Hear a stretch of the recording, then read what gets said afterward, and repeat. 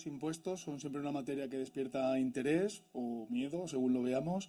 Lo cierto es que en los últimos meses se han generado muchísima nueva normativa y para analizarla tenemos la siguiente conversación que la van a mantener Toni Justicia, socio de Fiscal o Tax, y Alexandre Casado, que es también director de la misma línea.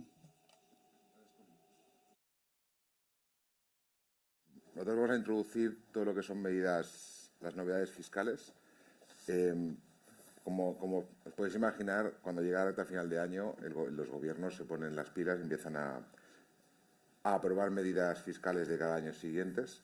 No sé, Toni, ¿tú cómo lo ves? Si crees que ha sido año intenso, no ha sido muy intenso. Bueno, gracias a todos por estar esta mañana con nosotros, acompañándonos. Pues bien, como dices, Alex, efectivamente recordaremos, muchos de vosotros seguramente lo recordáis, que veníamos acostumbrados a tener la ley de presupuestos y la ley de acompañamiento. Y la ley de acompañamiento pues incluían todas las novedades fiscales, laborales, mercantiles, un montón de novedades que entraban en vigor en el año siguiente.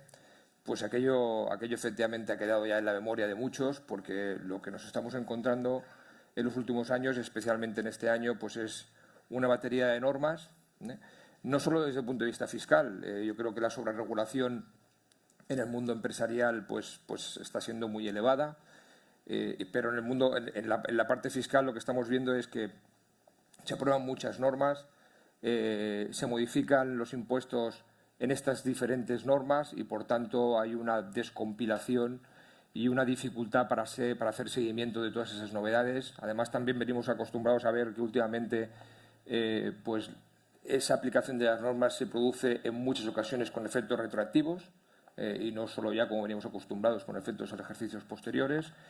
Evidentemente, la evolución política, la lucha que vemos mediática y política en los medios, pues es trasladada también a esa sobreregulación. Evidentemente, la involucración del Tribunal Constitucional cada vez más elevada hace también que las modificaciones normativas en el mundo fiscal pues sean cada vez más elevadas y, cómo no, al final también el Tribunal de Justicia de la Unión Europea pues aporta su granito, y todo eso nos lleva a que tengamos una multitud de normas que van modificando impuestos a salto de mata, tal y como se van produciendo, y lo que decía, pues la dificultad para nosotros para compilar y para tener controladas todas esas novedades, y especialmente la dificultad en todos los contribuyentes para entender con la correcta aplicación de la norma en cuestión, ¿no?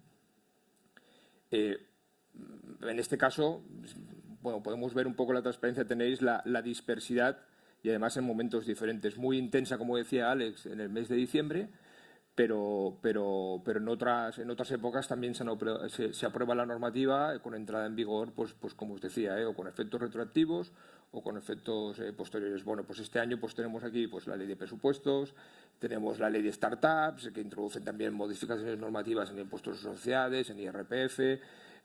Tenemos también, estamos habituados a ver normas prácticamente impronunciables, con unos textos de la norma que es difícilmente recordar.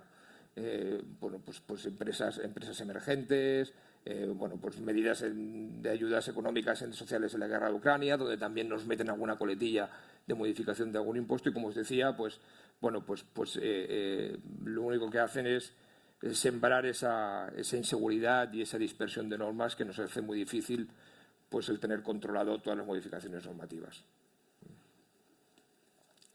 Y en este contexto, Alex, nosotros lo que vamos a tratar de hacer es un poco una visión por los diferentes impuestos, más que focalizarnos en las normativas que hay aprobadas, y vamos a tratar de poner un poco el énfasis en aquellas que consideramos pues más relevantes o de más calado, o que han sido también mediáticamente más sonadas.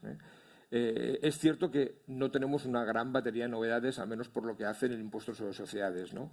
Y si hay que destacar algunas, pues parece que hay aquellas que van muy ligadas a los beneficios a empresas, a determinado tipo de empresas, como son las empresas emergentes, y alguna reducción de tipo de carácter general, pero no hay novedades realmente destacables en el impuesto de sociedades, ¿no, Alex? No, realmente no hay mucha cosa. Bueno, las hemos separado en dos bloques, lo que sería la ley de empresas emergentes o la ley de startups, en la cual, bueno, la ley de startups, como supongo que habéis oído en las noticias, era una medida largamente comentada dentro del mundo político. Y principalmente los 3 puntos que tiene esta medida a nivel fiscal son que esas empresas tributarán a un 15% de gravamen durante los 3 años a partir de que tengan beneficios, y normalmente las startups tardan en tener beneficios, con lo cual esto es una medida que les ayudará a ahorrarse una buena parte de sus beneficios en impuestos.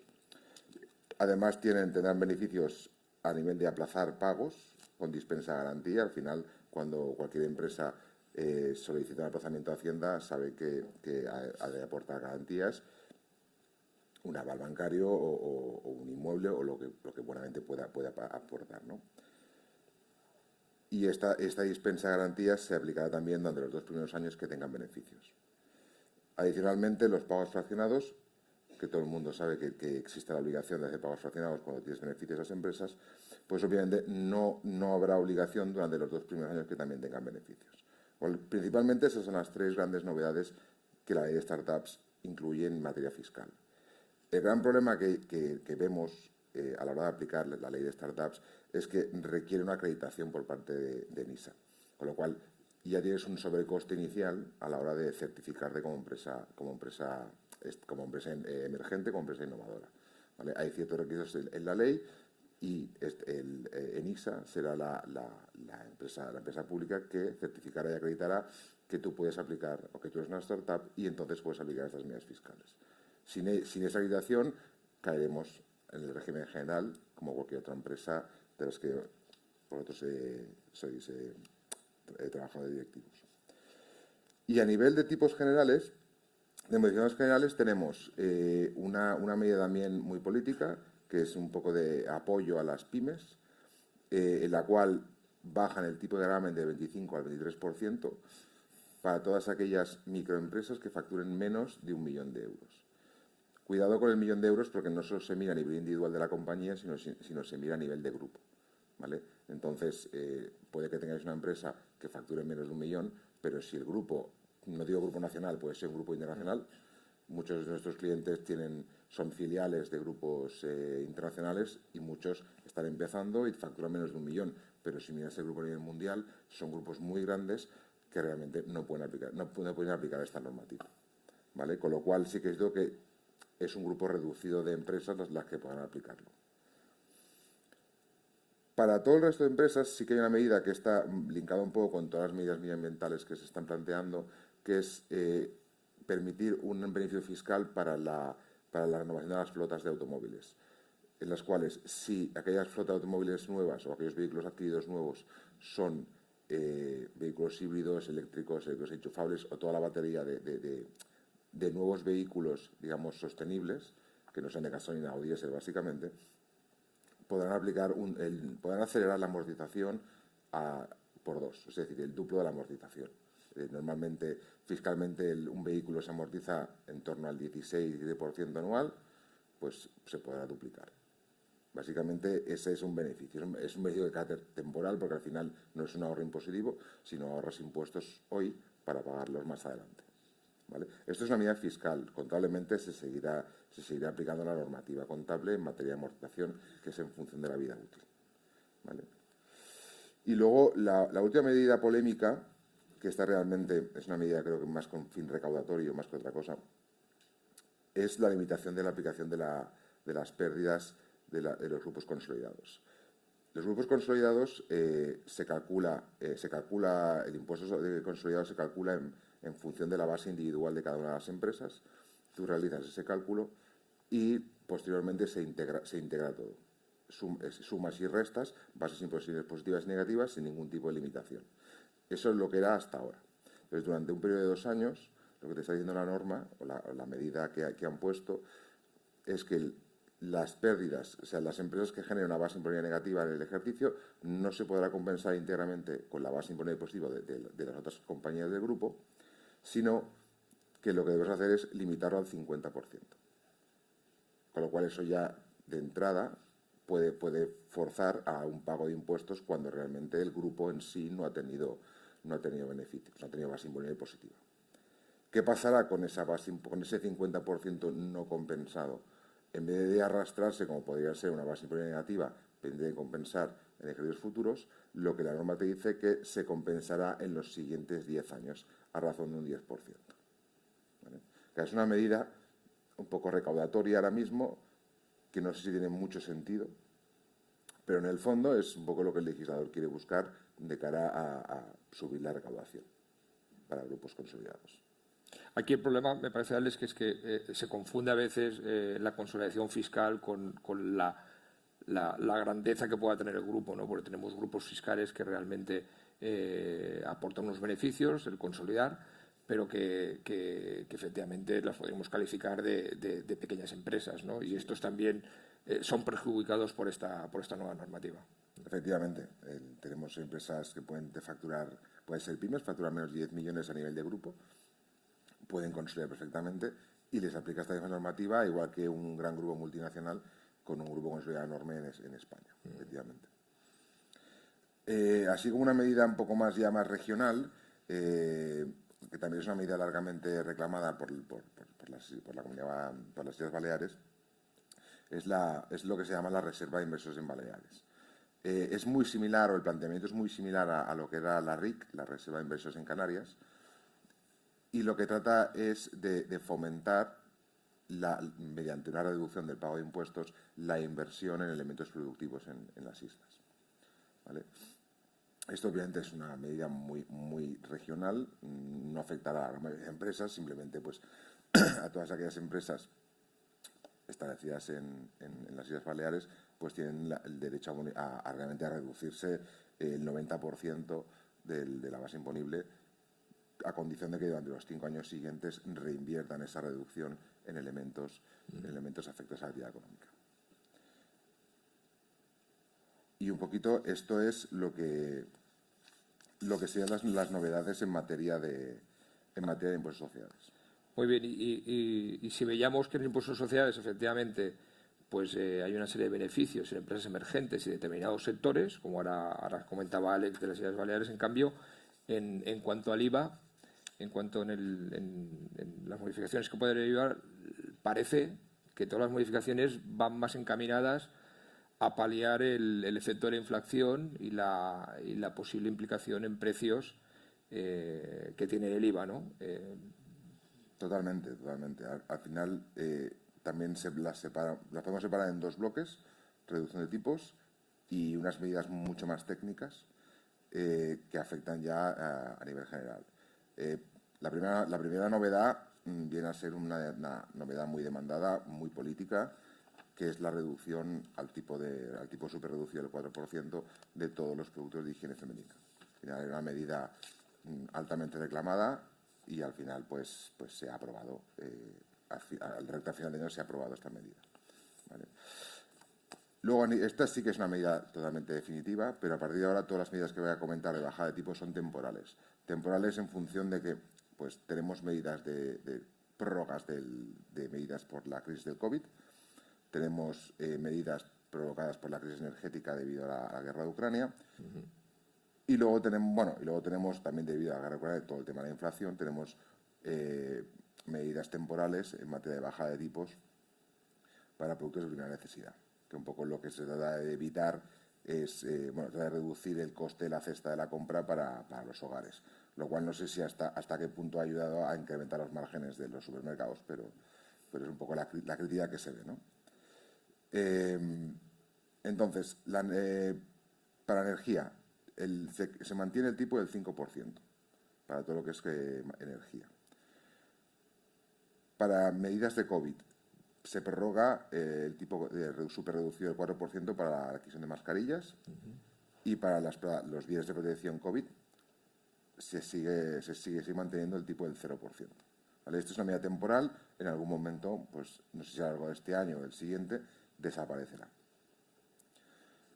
A nivel alimentario, por crisis de inflación, lo que han hecho es reducir durante unos meses, durante más o menos el primer semestre, y valorarán si la mantienen o no en función de cómo evolucione la inflación. En principio, si pasa del 5 se mantendrán, si está por debajo del 5, en principio es lo que la eliminarán. Han reducido los aceites, todo lo que es aceites de consumo humano, al 5% en vez de al 10%, y muchos productos de gran necesidad, como pueden ser pues, diferentes tipos de panes, arroz, etcétera, lo que son legumbres, al tipo del 0%. Y aquí está la dificultad, ¿no?, que comentábamos antes, o sea, hay bajada de tipos temporal, pero hay que hacer seguimiento. Aquel que quiera que venda este tipo de productos tiene que hacer seguimiento de cuál es la evolución del IPC para ver si efectivamente le va a aplicar ese tipo o ese tipo se ve incrementado tal y como establece la norma, ¿no? Y esa es la dificultad quizá pues que antes comentábamos, ¿no?, que cada vez resulta más difícil pues aplicar la normativa, entenderla, tenemos que ir a ver cuáles son los motivos, el por qué se aprueba, bueno, la complejidad que nos ofrece el mundo de la fiscalidad, ¿no? Sí, esto es habitual.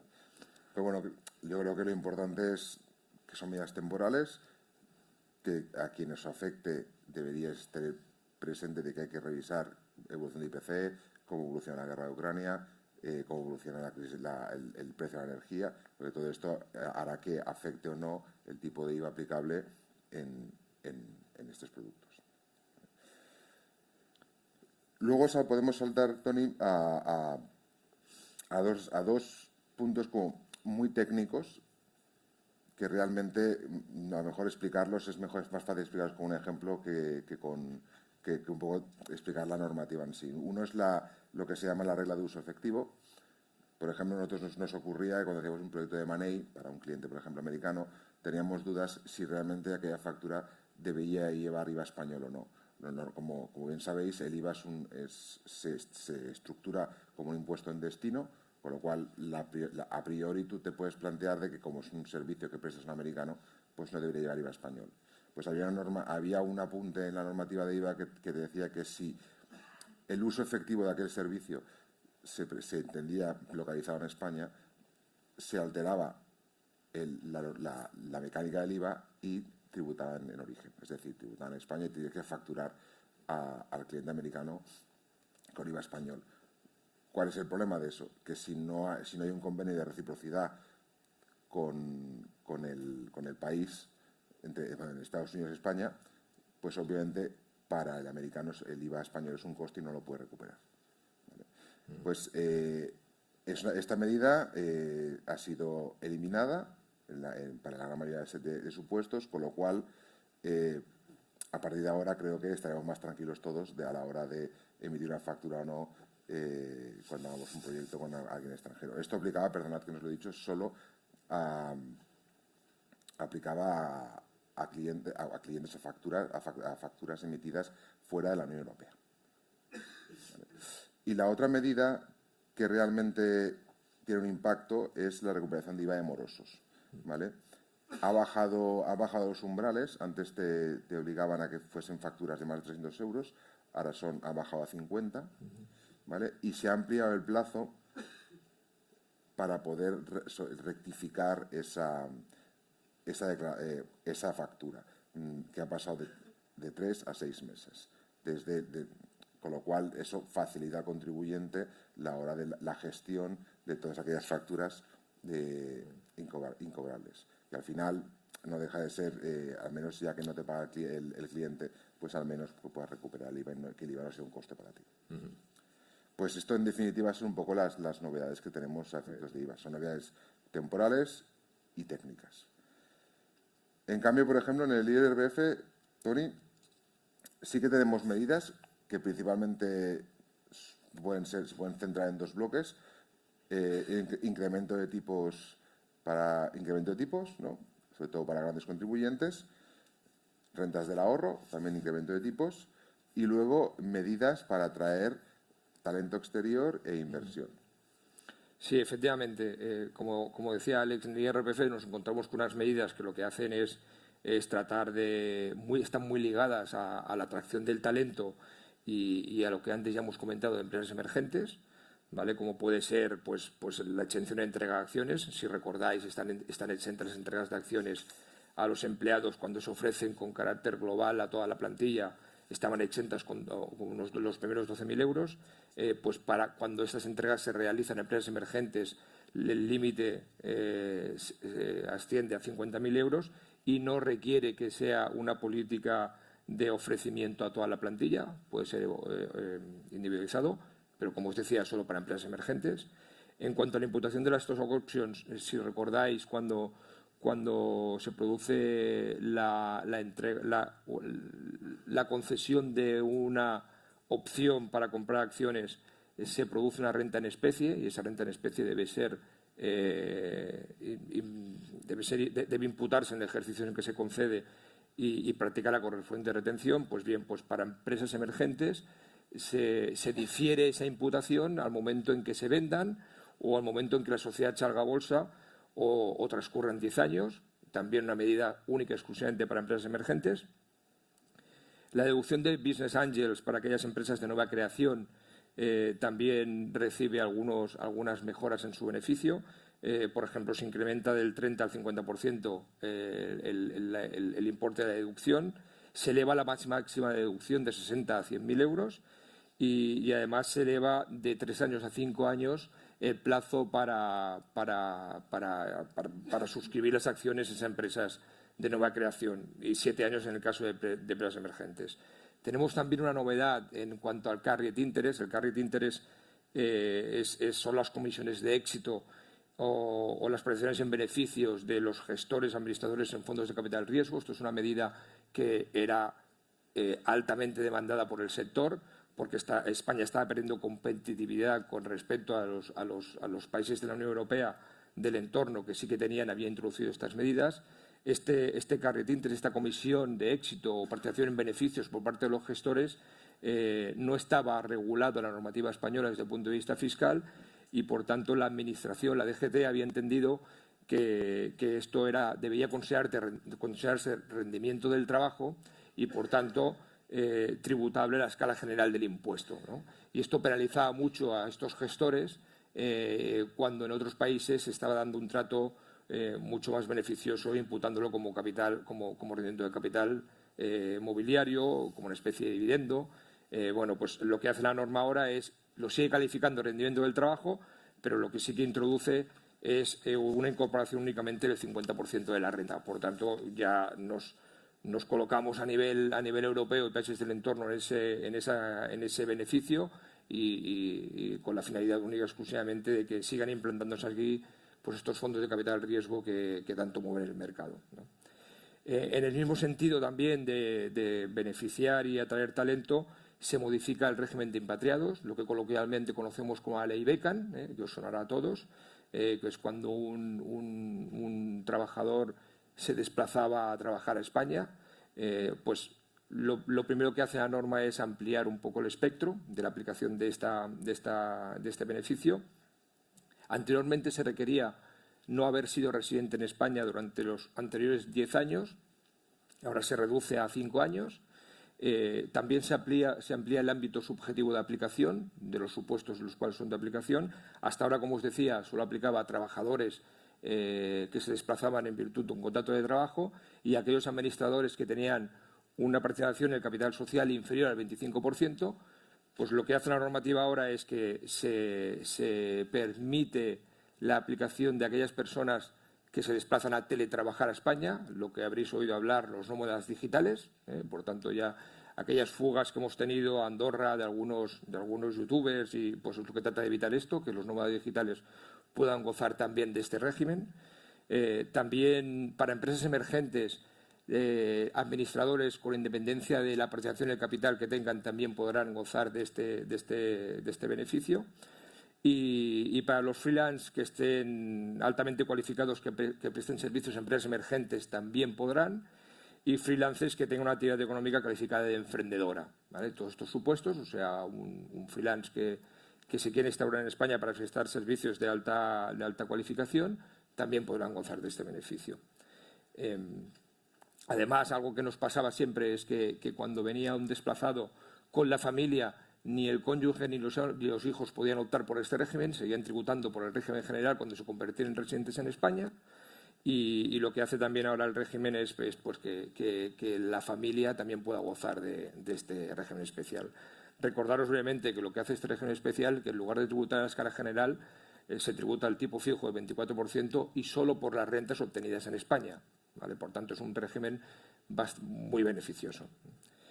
Y finalmente, como bien decías, la otra medida que un poco refleja pues esa guerra política y los acuerdos de Unidas Podemos con PSOE, pues es ese compromiso de seguir gravando las rentas altas, y lo que se produce en este supuesto es que por la parte de la renta del ahorro se elevan los tipos, o sea, las rentas del ahorro superiores a 200.000 euros se aumenta el tipo del 26 al 27% y además se crea un tramo adicional para rentas superiores a 300.000 euros que tributarán al 28%. Si os acordáis, veremos de tributaciones del tipo del ahorro del 19, fijo del 21 y cada año hemos ido viendo cómo se va incrementando esa presión, especialmente a rentas altas. Y ahora podemos llegar pues hasta marginal del 28%, como os comentaba.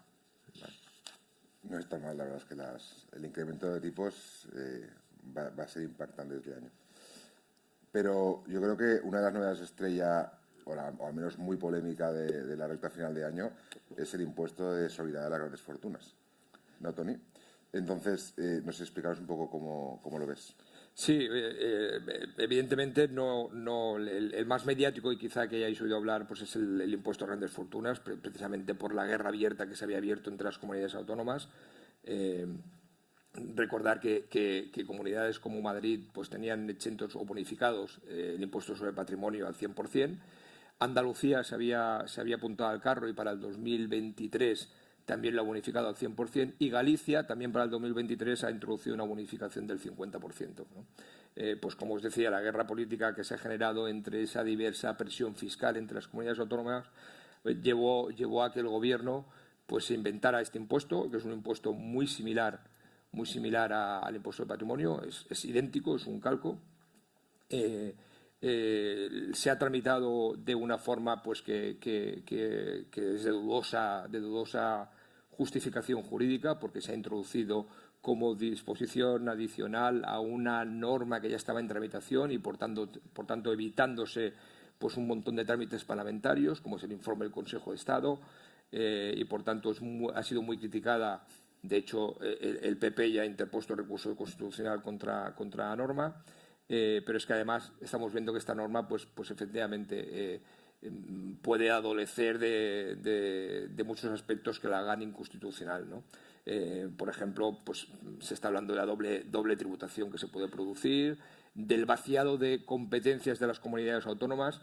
Recordar que el impuesto sobre el patrimonio, siendo un impuesto estatal, está cedido a las comunidades autónomas y por tanto tienen competencia normativa, y lo que hace esta norma, siendo un calco, porque hay una remisión expresa a todo lo que es el impuesto sobre el patrimonio, lo que hace es vaciar de contenido a las comunidades autónomas que no tienen competencia para legislar sobre este impuesto. Y lo único que ha hecho el impuesto es, como os decía, es muy similar al impuesto sobre el patrimonio, con una escala muy parecida y con una tributación y unas normas de valoración y prácticamente idénticas, pero lo que sí que lo que se prevé es que el impuesto pagado por el impuesto por el patrimonio en aquellas comunidades que sí que haya que pagarlo, se puede deducir del impuesto de las grandes fortunas, ¿no?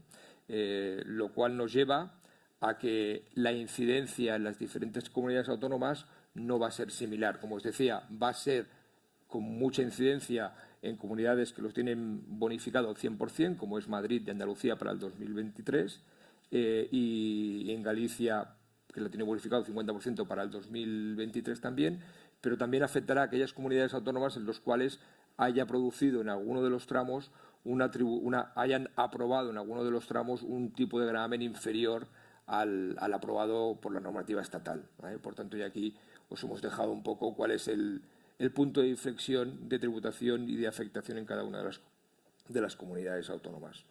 En Cataluña, más o menos, ¿cuál es el punto de inflexión? Pues ahí, como podéis ver, a partir de 17,5 millones, pues cuando en Cataluña pues se vería alguien afectado por este impuesto.